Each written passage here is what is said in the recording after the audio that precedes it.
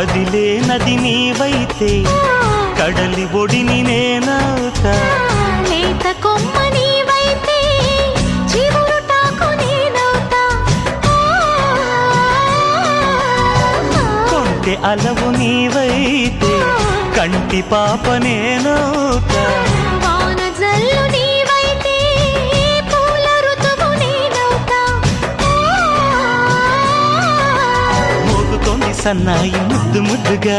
విసుకుంది పున్నాగ వెచ్చవెచ్చగా పరవశమో పరవరమో మరు జన్మకు స్వాగతము